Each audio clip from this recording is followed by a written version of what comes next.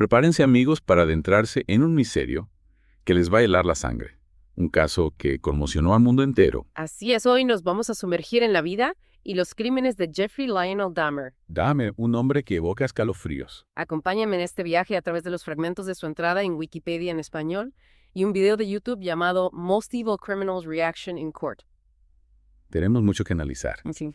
Empecemos por el inicio. Dahmer nació en Milwaukee, Wisconsin. Una infancia aparentemente normal. Familia estudios. Sí. ¿Cómo se transformó en el monstruo que conocemos? Esa es la pregunta clave. A los 4 años, Dahmer mostró una fascinación inusual por los huesos de animales que su padre retiraba debajo de su casa. Un presagio de lo que vendría. Podría ser. Es escalofriante pensarlo. Esa fascinación se convirtió en algo más oscuro. Empezó a coleccionar y diseccionar animales muertos. Incluso decapitó a un perro y empaló su cráneo en un palo. ¡Qué barbaridad! Podríamos considerar esto como una señal de alarma. Ajá. Sin duda, una señal perturbadora. Su padre, un químico, le enseñó a blanquear y conservar huesos. Técnicas que Dahmer luego aplicaría a sus víctimas. En su adolescencia, Dahmer se refugió en el alcohol Sí.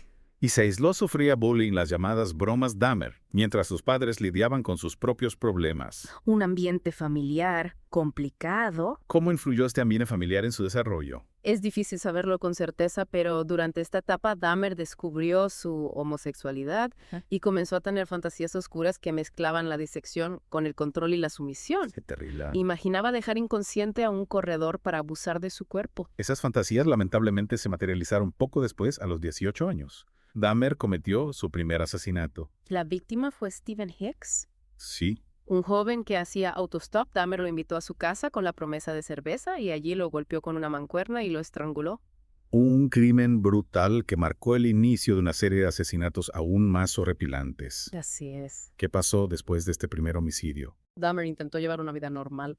Fue a la universidad, se alistó en el ejército, pero la oscuridad lo perseguía. Abandonó la universidad por su alcoholismo y fue dado de baja del ejército por bajo rendimiento, Sí. también relacionado con la bebida. Incluso surgieron acusaciones de agresión sexual por parte de sus compañeros durante su servicio. Es como si buscara una salida, pero siempre volvía a caer en las sombras. Finalmente regresó a Ohio y se mudó con su abuela en West Allis. ¿Crees que este cambio influyó en la escalada de sus crímenes? Es una pregunta interesante. Por un tiempo, Dahmer pareció encontrar cierta estabilidad.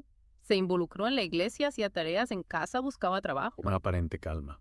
Pero la sombra del alcoholismo persistía. Y con ella la oscuridad que lo consumía a Dahmer. Fue arrestado por exposición indecente en un parque, una señal de que la falta de control se avecinaba. A pesar de esta aparente calma, sus fantasías oscuras se intensificaron. Dahmer frecuentaba bares gay y casas de baños, pero se frustraba porque sus parejas se movían durante el acto sexual. Buscaba el control absoluto. Esa frustración lo llevó a buscar el control absoluto, a deshumanizar a sus víctimas. Dahmer empezó a drogar a sus parejas para manipularlas viéndolas como objetos para su satisfacción. Un punto crucial en su transformación en monstruo. Y la casa de su abuela lamentablemente se convertiría en el escenario de nuevos crímenes. En 1987, Dahmer cometió su segundo asesinato en el Hotel Ambassador Stephen Tommy. Un joven de Michigan se convirtió en su víctima después de una noche de copas. Dahmer no recordaba haberlo matado, pero despertó junto al cuerpo sin vida de pelota. Tommy lo desmembró en la casa de su abuela y conservó la cabeza durante semanas, hirviéndola para usarla como objeto de estimulación sexual. Terrible. Los siguientes años fueron una espiral de horror. Dahmer perfeccionó su modus operandi: atraer a jóvenes a casa de su abuela, drogarlos, estrangularlos. Exacto. James Doug Taylor y Richard Guerrero se sumaron a la lista de víctimas. La lista crecía. Cada crimen se volvía más complejo, más retorcido. Dahmer experimentaba con los cuerpos, intentando conservarlos de formas grotescas. Intentaba crear zombies, parejas sumisas bajo su control, desolló a una víctima, conservó partes de cuerpos en acetona e incluso experimentó con la inyección de ácido en los cráneos. Una búsqueda de control Sí. que culminó con su mudanza a los apartamentos Oxford en 1990, que lo llevó a este nuevo lugar. ¿Fue una simple casualidad o buscaba un escenario para desatar sus impulsos más oscuros? Esa es una pregunta que exploraremos en la siguiente parte de nuestra inmersión. Los apartamentos Oxford se convertirían en el epicentro de su reino de terror, el escenario de sus crímenes más atroces. Los apartamentos Oxford, un edificio aparentemente común, se convertirían en la guarida de un monstruo. Dahmer, buscando mayor libertad para sus crímenes, encontró en este lugar el espacio perfecto para llevar a cabo sus macabras fantasías sin ser molestado. Un escenario que nos lleva a una pregunta crucial. ¿Cómo pudo Dahmer operar con tanta impunidad durante tanto tiempo? Las víctimas, los vecinos, nadie sospechó nada. Es difícil de comprender. Dahmer era descrito como un hombre solitario, tranquilo, incluso amable por algunos vecinos. Quizás esa fachada de normalidad lo ayudó a pasar desapercibido. Pero ¿y el olor? Los químicos, los ruidos, es difícil imaginar que nadie percibiera algo extraño. Algunos vecinos sí reportaron olores nauseabundos provenientes del apartamento de Dahmer, incluso llamaron a la policía en varias ocasiones. ¿Y qué pasó? ¿Por qué no se investigó a fondo? Las respuestas son complejas y nos obligan a analizar el contexto social de la época. Dahmer se aprovechó de la vulnerabilidad de sus víctimas jóvenes, en su mayoría afroamericanos, o pertenecientes a otras minorías a menudo con problemas familiares o económicos. Jóvenes que buscaban aceptación, compañía, quizás un escape de sus propias realidades. Y Dahmer, como un depredador, supo explotar esas necesidades. Exacto, ofrecía dinero, alcohol, un lugar seguro, se presentaba como una figura amigable, incluso paternal, pero detrás de esa máscara se escondía un monstruo. Un monstruo que continuó asesinando en los apartamentos de Oxford. Allí perfeccionó sus técnicas, buscando cada vez más control sobre sus víctimas. Dahmer experimentaba con la necrofilia, la tortura, la mutilación, fotografiaba a sus víctimas en diferentes poses, conservaba partes de sus cuerpos como trofeos, incluso intentó crear una especie de altar con los restos. Esas descripciones son realmente escalofriantes. ¿Podrías hablarnos un poco más sobre el modus operandi de Dahmer en los apartamentos Oxford? ¿Qué lo diferenciaba de sus crímenes anteriores? Dahmer buscaba no solo la muerte de sus víctimas, sino prolongar su control sobre ellas. Incluso después de muertas intentaba convertirlos en una especie de zombies a través de experimentos macabros. Hablaste de la inyección de ácido en los cráneos. ¿Cuál era el objetivo de este procedimiento? Dahmer creía que inyectando ácido o agua hirviendo en el cerebro de sus víctimas podría crear una especie de esclavo sexual sin voluntad propia, una fantasía delirante que revela la profundidad de su perturbación mental. Su mente se había convertido en un laberinto de horror, y a pesar de la brutalidad de sus crímenes, Dahmer logró evadir a la justicia durante años. ¿Cómo era posible que un hombre que cometía semejantes atrocidades pudiera llevar una vida aparentemente normal? Esa es una pregunta que nos lleva a analizar las fallas en el sistema, la falta de atención a las denuncias, la indiferencia ante la vulnerabilidad de ciertos grupos. Dahmer se aprovechó de las grietas del sistema de la invisibilidad de sus víctimas. Un recordatorio de que la justicia no siempre llega a tiempo, de que la oscuridad puede ocultarse en los lugares más inesperados, pero finalmente la pesadilla de Dahmer llegó a su fin. ¿Qué evento desencadenó su captura? En julio de 1991, Tracy Edwards, una de las víctimas de Dahmer, logró escapar de su apartamento. Edwards había sido drogado y esposado, pero pudo liberarse y alertar a la policía. Un acto de valentía increíble que finalmente puso fin al reinado de terror de Dahmer.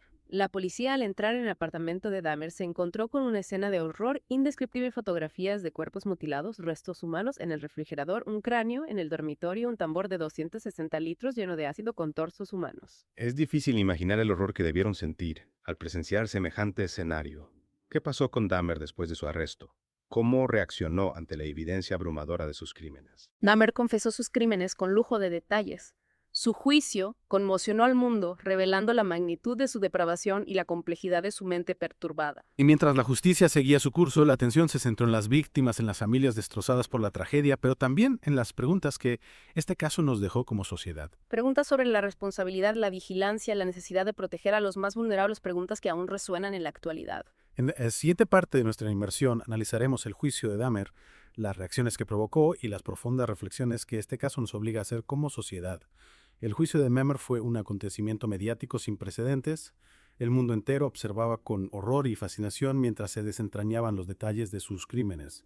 Dahmer se declaró culpable de 15 cargos de homicidio, pero su defensa intentó alegar enajenación mental. Argumentaban que sufría de necrofilia y un trastorno de personalidad, lo que lo hacía incapaz de controlar sus impulsos. Es decir, que no era consciente de la gravedad de sus actos, pero fue realmente así. ¿Puede la locura justificar semejante horror? El jurado, tras escuchar los escalofriantes testimonios y analizar las pruebas, lo encontró mentalmente competente y lo condenó a 15 cadenas perpetuas consecutivas. Una sentencia que reflejaba la gravedad de sus crímenes y el impacto devastador que tuvo en las familias de las víctimas. Había un profundo dolor, pero también rabia e indignación. El caso Dahmer desató un debate nacional sobre la responsabilidad del sistema judicial, la atención a la salud mental y la protección de las comunidades marginadas. ¿Cómo pudo un hombre cometer tantos crímenes durante tanto tiempo sin ser detectado? Hubo fallas en el sistema. Se ignoraron señales de alerta. Son preguntas difíciles, pero necesarias. Dahmer había sido arrestado en 1988 por abusar sexualmente de un menor, pero solo cumplió 10 meses en prisión.